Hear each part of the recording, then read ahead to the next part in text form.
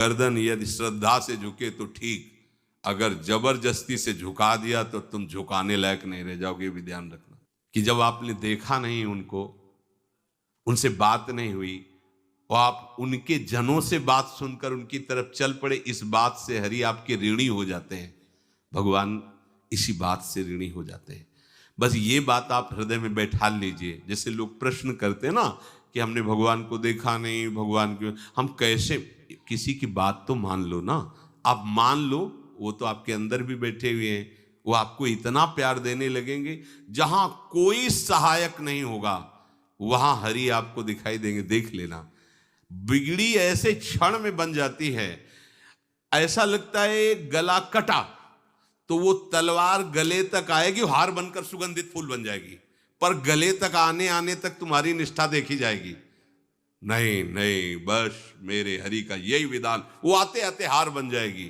वो तलवार तुम्हारा गला नहीं काट पाएगी, क्योंकि गले में हरि नाम चल रहा है।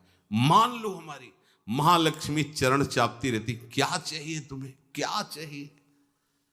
आप सच्ची मानिए, क्या मतलब कितनी मलिनता छा गई है। हम इसको मार देंगे तो 2 लाख रुपए मिल जाएंगे, ये कर देंगे तो, अरे भैया अगर तू हरि नाम जपेगा तो इसकी कीमत नहीं है, कीमत नहीं, अमूल्य वस्तु है। इसके ब्याज में तू कुबेर बन सकता है। मूल्य तो कभी खत्म होता ही नहीं है, ब्याज में तू ब्रह्मा बन सकता है। बनना तो चाहे। भक्तजन तो कहते हैं नहीं चाहिए मुझे ब्रह्मा का पद, परमेष्ठी पद, नहीं चाहिए सम्राट पद, नहीं चाहिए योग की सिद्धियां, मुझे प्रभु आपकी दास्ता चाहिए। ये बात कितना महासुख होगा उस भक्त को जो इन बातों को कह रहा है, नहीं चाहिए मुझे मोक्ष सुख नहीं चाहिए। वो ऐसे थोड़ी कह रहा है, श्रद्धा से नहीं कह रहा, अनुभूति से कह रहा है, मुझे नहीं चाहिए ये सब। इनमें वो सुख नहीं है जो आपके चरणों के समीप रहने में सुख है। नहीं सत्संग भजन नहीं हरि को, श्रवण न राम कथा अनुरागी। सुत बित दार भवन ममता निसि सोवत अति न कबहु मति जागी। अरे तेरी बुद्धि सो रही है, जगा दे। पुत्र में, रुपया में, स्त्री में, मकान में, इसमें सबकी ममता होती है, सबकी, जितने सृष्टि में पैदा हुए। केवल सत्संगी की नहीं होती।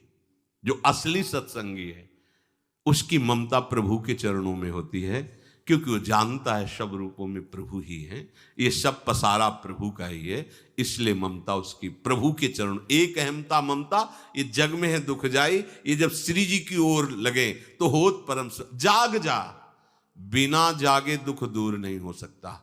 जैसे स्वप्न में हम देख रहे हैं कि समुद्र में डूब रहे हैं, अब जागृत में आसपास सैकड़ों नाव लगा दें तो बच जाएगा क्या वो, क्योंकि वो तो सो रहा है और वो स्वप्न में देख रहा है।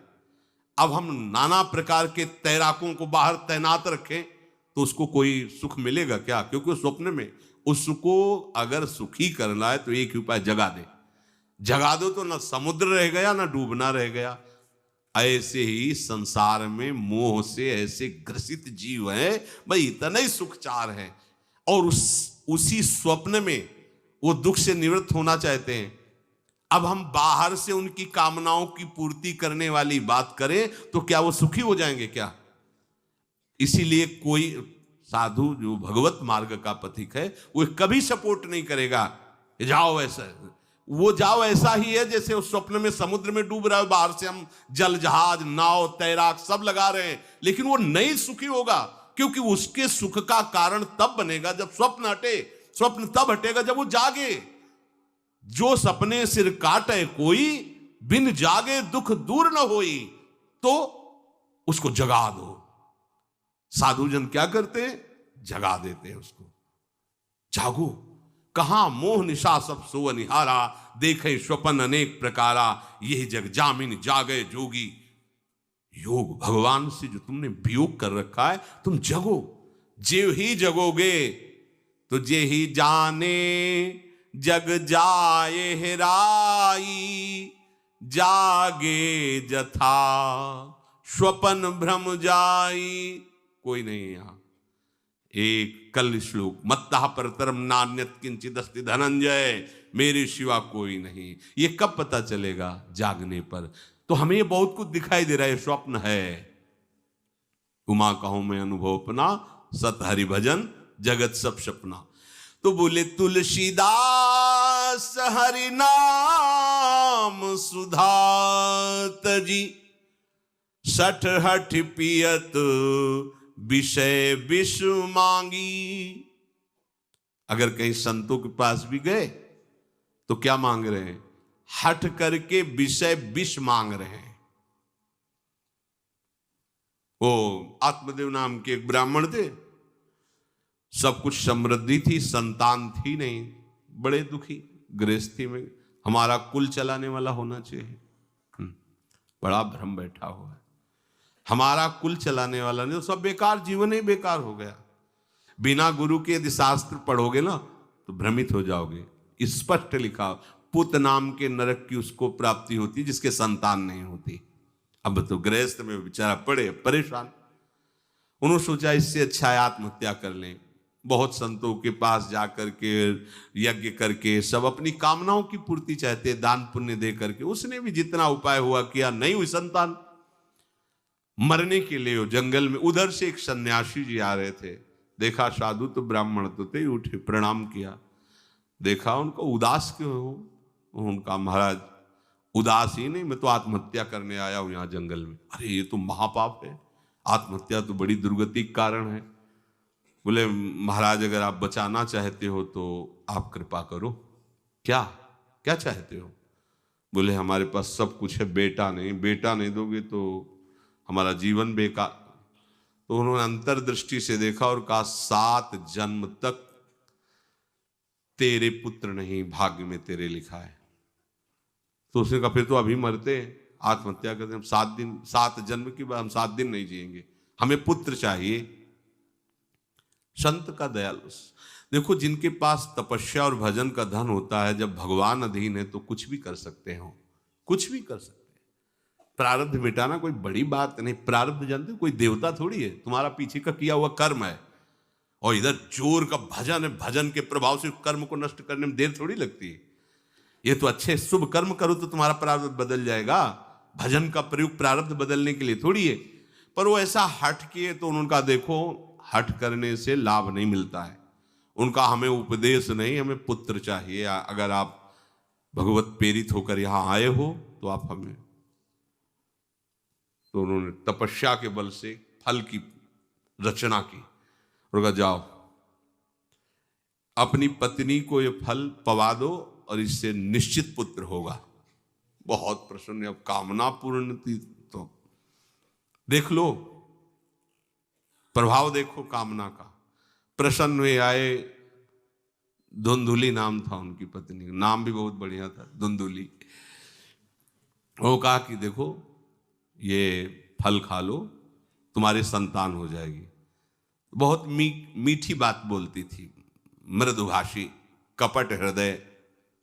अलग अलग क्षेत्र होता है, हृदय कपट और मुख में मीठी बात। बहुत संभल के व्यवहार करना चाहिए ऐसे लोगों से। मधुरिया बानी, मीठी, क्या मृदुभाषा।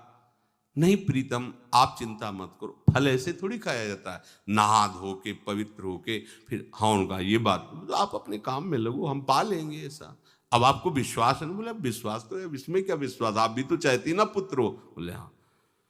वो जो ही गए सो अपनी बहन को बुलाया और कहा सुनो, अभी तो हम 4-5 रोटी कढ़ी चावल सब पा लेते हैं, पूड़ी खीर पुआ। गर्भ रहेगा तो पेट तो उसी से भरा रहेगा, तो हमारा भोजन रुक जाएगा।